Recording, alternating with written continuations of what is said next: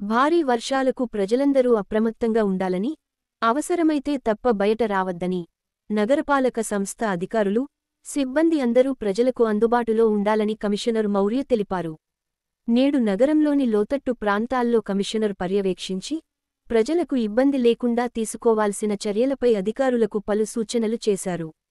ఈ సందర్భంగా కమిషనర్ మాట్లాడుతూ నగరంలో కురుస్తున్న భారీ వర్షాలకు ప్రజలకు ఎటువంటి ఇబ్బందులు కలగకుండా అన్ని ఏర్పాట్లు చేశామన్నారు. నగరంలో ఎక్కడా నీరు నిలవకుండా మురుగు కాలువల్లో జెసిబిల సాయంతో చెత్త తొలగిస్తున్నామని తెలిపారు.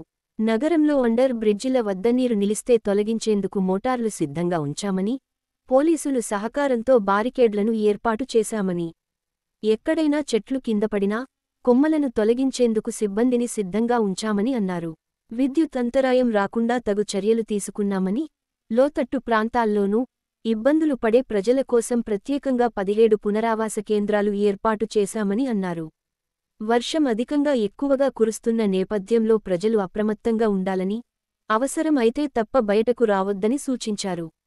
ప్రజలకు ఎటువంటి ఇబ్బందులు కలిగినా వెంటనే హెల్ప్లైన్ నంబర్లను 087722256766, 9000822909 తమ సిబ్బంది 24 గంటలు అందుబాటులో ఉంటారని అన్నారు.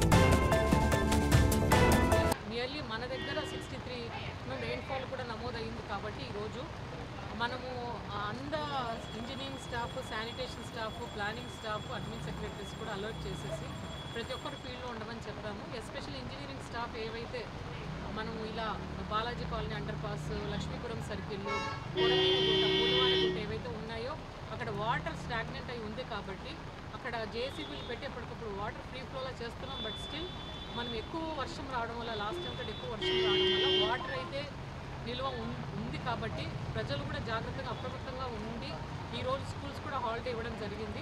అది రీహాబిలిటేషన్ సెంటర్స్ కూడా కన్వర్ట్ చేసేసి మనం యాజ్ అండ్ వెన్ అవసరమైనప్పుడు అక్కడ షిఫ్ట్ చేస్తాము ప్రజల్ని. బట్ మీరు కూడా జాగ్రత్తగా ఉండి అండర్ పాస్ నందుకు వాడుకోకుండా అందరు ఇళ్లలో ఉండాలని కోరుకుంటున్నాం.